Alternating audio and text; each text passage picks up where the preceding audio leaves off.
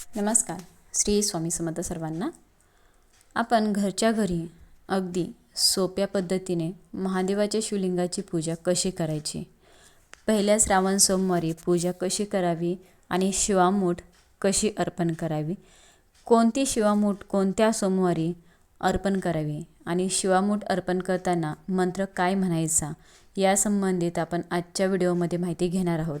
शिवामूठ अर्पण केलेले धान्य दुसऱ्या दिवशी काय करावे, या संपूर्ण विषयाची थोडक्यात माहिती बघणार आहोत. त्यामुळे व्हिडिओ कुठेही स्किप न करता शेवटपर्यंत नक्की बघा.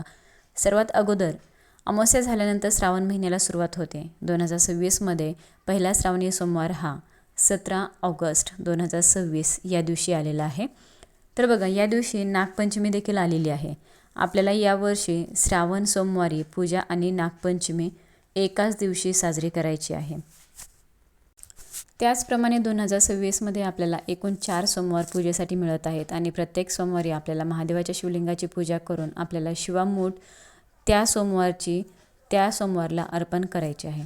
प्रत्येक सोमवारी पूजा मांडणी करायची आहे आणि ही पूजा मांडणी दुसऱ्या दिवशी आपण सकाळी पूजा करताना पुन्हा उचलून घ्यायची आहे. तर पहा, सर्वात अगोदर आपण ज्या ठिकाणी पूजा मांडणार आहोत त्या ठिकाणी जागा स्वच्छ करून घ्यायची आहे. खाली स्वस्तिक रांगोळीने काढायचं आहे. त्यावरती हळदी कुंकू, अक्षदा आणि एक फूल अर्पण करायचं. त्यानंतर त्यावर पाट किंवा चौरंग आपल्याला ठेवायचा आहे. त्यावर एक स्वच्छ कपडा अंथरून घ्यायचा आहे. पांढरा कपडा असेल तर पांढरा कपडा अंथरला तरी चालेल, नसेल तर तुम्ही लाल अंथरला तरी चालणार आहे. त्यानंतर सर्वात अगोदर आपल्याला दिवा प्रज्वलित करून घ्यायचा आहे. दिव्याला हळदी कुंकू, अक्षदा, फूल अर्पण करून नमस्कार करून घ्यायचा आहे. सर्वात अगोदर दिवा प्रज्वलित करून दिव्याची पूजा करून अग्नीच्या साक्षीने आपल्याला पूजा करायची असते. यानंतर आपल्याला सर्वात पहिले गणपती बाप्पांची पूजा करायची आहे. प्रत्येक पूजेमध्ये आपण प्रथमतः गणपती बाप्पांची पूजा करतो. गणपती बाप्पांना आपल्याला अभिषेक करून घ्यायचा आहे. यासाठी 2 जोड नागवेलीची पानं घ्यायची आहेत. गणपती बाप्पांच्या मूर्तीला आपल्याला अगोदर स्वच्छ पाण्याने अभिषेक करून घ्यायचा. नंतर पंचामृताने, कच्च्या दुधाने, पुन्हा पाण्याने असा अभिषेक घालून घ्यायचा आहे. गणपती बाप्पांची मूर्ती नसेल तर गणपती स्वरूप तुम्ही एक सुपारी घ्या. सुपारीला गणपती म्हणून गणपती बाप्पांना अभिषेक घालून जोडविड्याच्या पानावरती थोडेसे तांदूळ ठेवून त्यावरती तुम्हाला गणपती बाप्पांची मूर्ती ठेवायची आहे. जर का सकाळी तुम्ही गणपती बाप्पांना अभिषेक घातलेला असेल तर पुन्हा अभिषेक घालण्याची गरज नाही. यानंतर गणपती बाप्पांना हळदी कुंकू, अक्षदा, फूल, दुर्वा अर्पण करायचे आहेत. दुर्वा अर्पण करा. जे फूल तुमच्याकडे असेल ते फूल तुम्हाला अर्पण करायचं आहे. वक्रतुंड महाकाय सूर्यकोटी समप्रभ निर्विघ्नं कुरु मे देव सर्व कार्येषु सर्वदा, हा मंत्र म्हणत गणपती बाप्पांची पूजा करायची आहे. यानंतर आपल्याला गणपती बाप्पांना गुळ खोबऱ्याचा नैवेद्य अर्पण करायचा आहे. त्यानंतर शिवलिंगाची पूजा करायची. इथे एक ताम्हण घ्यायचं आहे. यामध्ये शिवलिंग घ्यायचे आहेत. शिवलिंग हे नेहमी भरीव असावेत, पोकळ शिवलिंग नसावेत. त्याचप्रमाणे शिवलिंग ही आपल्या अंगठ्यापेक्षा जास्त मोठी नसावे. शिवलिंग ठेवताना तिचा निमुळता जो भाग आहे, हा निमुळता भाग नेहमी उत्तर दिशेला करून ठेवायचा असतो.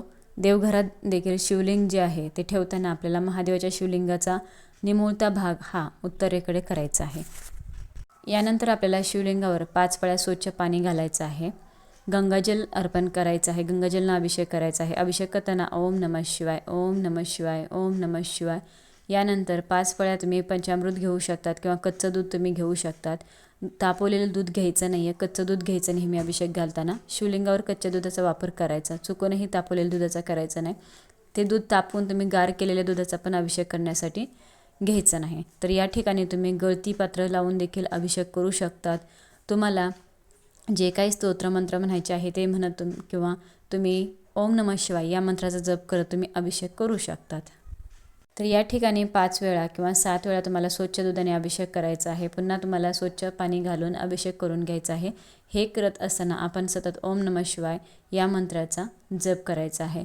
ओम नमः शिवाय, ओम नमः शिवाय, ओम नमः शिवाय या मंत्राचा जप करायचा. त्यानंतर तुम्ही शिवलिंगावर पाण्याची धार लावून तुम्हाला जोपर्यंत मंत्राचा जप करायचा आहे तोपर्यंत तुम्ही पाण्याने अभिषेक करू शकतात किंवा गळती लावून अभिषेक करू शकता. त्यानंतर शिवलिंग उचलून घ्या, स्वच्छ कपड्याने पुसून घ्या. पुन्हा त्या ठिकाणी आपल्याला एक ताट ठेवायचं आहे. मग तुम्ही स्टीलचं ठेवा, चांदीचं ठेवा किंवा तांबं ठेवलं तरी पण चालेल. कारण आपल्याला शिवमूठ अर्पण करायचे आहे आणि ही शिवमूठ अर्पण केल्यानंतर ती एका ताटलीमध्ये ते धान्य जमा होतं, ते आजूबाजूला पसरत नाही. तर शिवलिंग आपल्याला थोडीशी अक्षदा ठेवून त्यावरती शिवलिंग ठेवायचं.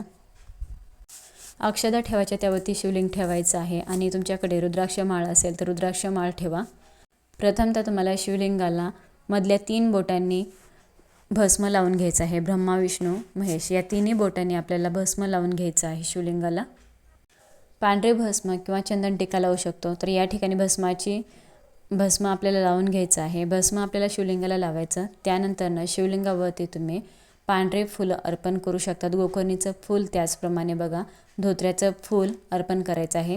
बेलाचं पान अर्पण करायचं आहे. धोत्र्याचं फळ अर्पण करायचं आहे. तुम्ही महादेवाच्या शिवलिंगावर अर्पण करू शकतात. बघा यानंतर तुम्ही प्रत्येक श्रावण सोमवारी 108 बेलाची पानं महादेवाच्या शिवलिंगावरती अर्पण करू शकतात. जर का तुम्हाला घरी पूजा करायची नसेल, तुमच्याकडे शिवलिंग नसेल, तर तुम्ही महादेवाच्या मंदिरात जाऊन देखील याच पद्धतीने पूजा करायची आहे. तर बघा मंदिरात जाऊन देखील तुम्ही पूजा करू शकतात. परंतु मंदिरामध्ये खूप गर्दी असते, त्यावेळेला आपल्याला एवढी व्यवस्थित पूजा करता येत नाही. त्यामुळे घरच्या घरी तुम्ही करू शकता. आता बेलपत्र व्हायचं आहे. बेलपत्र वाहताना नेहमी त्रिदल असावं. बेलाच्या देठाचा जो जाड भाग आहे तो तोडून घ्यायचा आहे. बेलपत्र अर्पण करताना ते नेहमी पालते अर्पण करावे. बेलाचा देठाचा भाग हा आपल्या समोर असावा. बेलपत्र जे देठ आहे ते जाड असलेलं ते तोडून घ्यायचं आणि त्यानंतर बेलपत्र आपल्याला अर्पण करायचं आहे. कुठेही पान चिरलेलं नसावं, फाटलेलं नसावं. बेल पान हे आपल्याला अर्पण करायचं चांगलंच. तर या पद्धतीचं आपण 5 पानांचं देखील बेलाचं पान अर्पण करू शकतात. 5 पानांचं बेलपान मिळालं तर अतिशय उत्तम. तुम्ही असं बेलाचं पान देखील अर्पण करू शकतात. त्यानंतर तुम्हाला धोत्र्याचं फळ, धोत्र्याचं फूल महादेवांना अर्पण करायचं आहे, जे की अतिशय प्रिय आहे महादेवांना. तुम्हाला जर का प्रत्येक श्रावण सोमवारी हे फळ मिळालं तर आवर्जून आणा आणि ते महादेवाच्या शिवलिंगावर तुम्ही अर्पण करा. यानंतर बघा तुम्ही काही सेवा देखील करू शकतात. तुम्ही 108 वेळा ओम नमः शिवाय या मंत्राचा जप करू शकतात. महामृत्युंजय मंत्राचा 108 वेळा जप करू शकतात. तुम्ही शिव अष्टोत्तर नामावली पठण करू शकतात. शिवमहिमा स्तोत्र पठण करू शकतात. रुद्राभिषेक देखील तुम्ही करू शकतात. तर या सेवा तुम्ही करू शकतात. यानंतर पहिला श्रावण सोमवार आहे, तर पहिल्या श्रावण सोमवारी शिवामूठ आहे तांदूळ घेताना ते नेहमी अखंड असावेत, किडलेले तुटलेले नसावेत. धान्य घेताना ते नीट करून घ्यायचं. त्यानंतर ते धान्य आपल्याला कोरडं अर्पण करायचं नाही. तांदळामध्ये थोडंसं पाणी टाकून तांदूळ ओले करून घ्यायचे आहेत. त्यानंतर हे तांदूळ आपल्याला मुठीत घ्यायचे आहेत आणि या पद्धतीने आपल्याला शिवामूठ महादेवाच्या शिवलिंगावर अर्पण करायचे आहे. असं आपल्याला 3 वेळा धान्य अर्पण करायचे, 3 वेळा शिवामूठ आपल्याला अर्पण करायचे आहे. शिवामूठ अर्पण करताना आपल्याला एक मंत्र म्हणायचा असतो. तो मंत्र तुम्हाला सांगते. तर हा मंत्र आपल्याला म्हणायचा आहे की प्रत्येक सोमवारी वेगळी शिवामूठ असते. तर आपल्याला ते धान्य आणून त्या सोमवारी ते धान्य नीट करून घ्यायचं आहे, स्वच्छ करून घ्यायचं आणि मग महादेवाच्या पिंडीवर अर्पण करायचं आहे. तर बघा आपल्याला शिवामूठ अर्पण करताना मंत्र म्हणायचा आहे. शिवा शिवा महादेवा माझे शिवा मोठेश्वरा, देवा सासू सासरा दिरा भावा, ननंद जावा भ्रतारा, नावडतीची आवडती करे देवा, अशी प्रार्थना करायची आहे. असा मंत्र आपल्याला म्हणायचा आहे आणि आपल्याला अशी प्रार्थना करून तुम्हाला शिवामूठ सोडायची आहे. तर बघा तुम्हाला शिवामूठ अर्पण करताना हा मंत्र म्हणायचाच आहे. यानंतर आपल्याला प्रसाद दाखवायचा आहे. मग तुम्ही खडी साखर दाखवा, दूध साखर दाखवा, एखादं फळ तुम्ही या ठिकाणी नैवेद्य म्हणून दाखवू शकतात. एका छोट्या लोट्यामध्ये पाणी भरून ठेवायचं आहे. तर या पद्धतीने आपल्याला पूजा करायची आहे. त्यानंतर आपल्याला महादेवाची आरती करून घ्यायची आहे. धूपदीप ओवाळून घेऊन आपल्याला आरती करायची आहे. तर या ठिकाणी आपण धूपदीप ओवाळून घ्यायचा.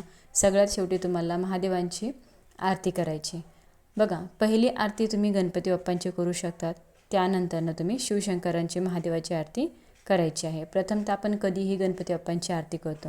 तर या पद्धतीने आपल्याला प्रत्येक श्रावण सोमवारी महादेवाच्या शिवलिंगाची पूजा करायची आहे आणि त्या सोमवारी जी शिवामूठ आहे ती अर्पण करायची आहे.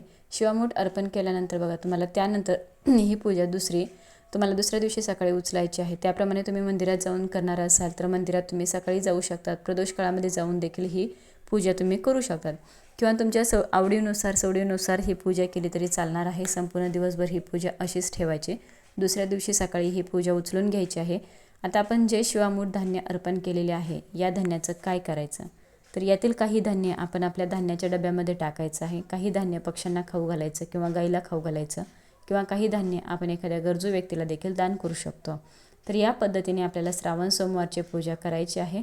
श्रावण महिना महादेवांच्या पूजेला अतिशय महत्त्वाचा मानला जातो. हा एकदम पवित्र महिना आहे. आपले शिवशंकर हे अतिशय भोळे आहेत.